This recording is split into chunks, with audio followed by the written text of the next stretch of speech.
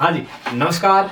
राम राम सा खमागणी सादर बंदे कि एक सोशल मीडिया पर आजकल बड़ी कहावत चल रही है कि जाट मरा तब जानिए जब संगी हो जाए।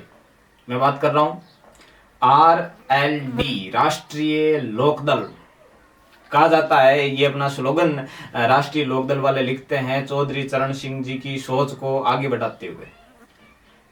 मैं आज के इस टॉपिक को शुरू करने से पहले दो तीन घटनाएं हैं जिन्हें आपस में जोड़कर अपनी बात आपके सामने रखने की कोशिश करता हूं। कल प्रधानमंत्री द्वारा एक घोषणा की गई। प्रधानमंत्री जी ने कुछ नाम आगे किए हैं जिसमें लाल कृष्ण आडवाणी जी, PV नरसिम्हा राव जी, MS स्वामीनाथन जी और एक नाम था उनमें चौधरी चरण सिंह। ये वो नाम है जिन्हें भारत रत्न दिया जाना है। चौधरी चरण सिंह, MS स्वामीनाथन और इनके अलावा PV नरसिम्हा राव जी, ये वो तीन विभूतियां हैं जिन्हें भारत सरकार मरणोपरांत भारत रत्न दे रही है।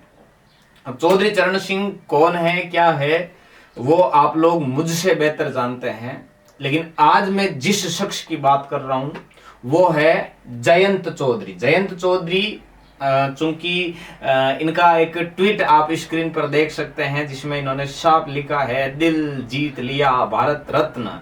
अब ये वही जयंत चौधरी है जो किसान आंदोलन के समय, पहलवान आंदोलन के समय एक बार इन्होंने कहा था कि वो जो 700-750 लोग किसान आंदोलन में शहीद हुए हैं, भाजपा और प्रधानमंत्री जी मेरी बजाय उनके परिवारों से मिले तो अच्छा होगा।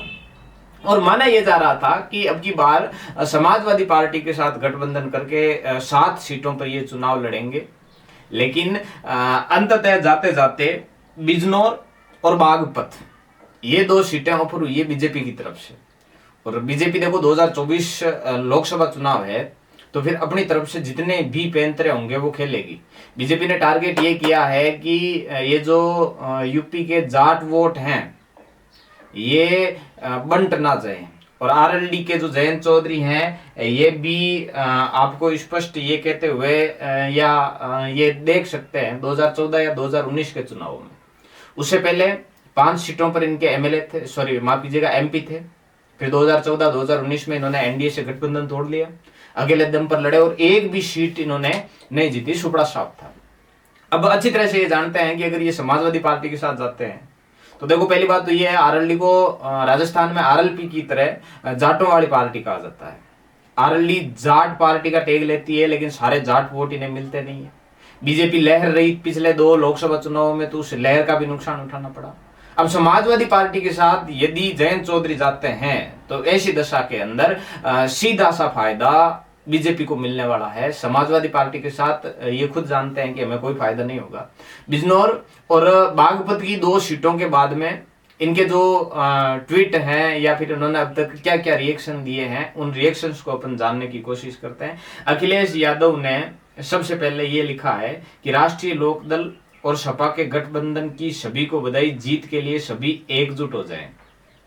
उसके बाद में जयंत सिंह के अकाउंट पर आप देख सकते हैं राष्ट्रीय संवैधानिक मूल्यों के रक्षा के लिए सदैव तत्पर हमारे गठबंधन के सभी कार्यकर्ताओं से उम्मीद है कि अपने क्षेत्र के विकास और खुशहाली के लिए कदम मिलाकर आगे बढ़ें। ये ट्वीट आया है 19 जनवरी को। आज अपन जब ये वीडियो पर बात कर रहे हैं या भारत रत्न दिए जाने की बात कर रहे हैं तो 8 से 10 फरवरी हो चुकी है।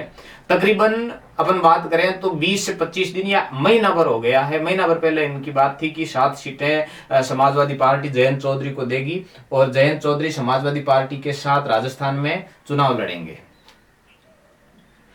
फिर कल जब पत्रकारों ने इनसे पूछा कि क्या जयंत चौधरी अब भी ये सोचते हैं कि समाजवादी पार्टी के साथ जाना चाहिए, तो अब इन्होंने जयंत चौधरी ने कहा है कि मेरे पास बोलने के लिए शब्द ही नहीं है, बचा ही क्या, अब आप खुद ही समझ जाओ। अरे जब चौधरी चरण सिंह जी की विचारधारा के नाम पर पार्टी चल रही है और वर्तमान की केंद्र सरकार चौधरी चरण सिंह को भारत रत्न देकर भारत के सर्वश्रेष्ठ नागरिकों में शामिल कर रही है, तो ऐसी दशा में गठबंधन समाजवादी पार्टी के साथ ना होकर अब गठबंधन होगा बीजेपी के साथ।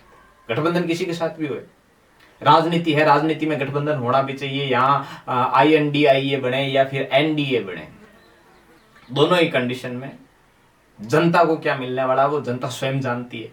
लेकिन एक राजनेता के तौर पर आप चंद महीनों पहले गालियां दे रहे थे जिस पार्टी को, जिस पार्टी की नीतियों को, जिस पार्टी की विचारधाराओं को आप कदम कदम पर धिक्कार रहे थे, आज उसी पार्टी के साथ वापस जाने का मन है। कुछ ऐसी ही खबरें नहीं कह सकते, जो जनता है वो अपनी तरफ से आइडिया अंदाज लगा रही है कि ये जो जयंत चौधरी बीजेपी के साथ यूपी में हुआ है, कुछ वैसा ही घटित होने वाला है राजस्थान में हनुमान बेनीवाल और बीजेपी के साथ। अगर आपने यहां तक वीडियो देखा है तो कमेंट बॉक्स में आइए और बताइए क्या हनुमान बेनीवाल को बीजेपी के साथ गठबंधन करना चाहिए।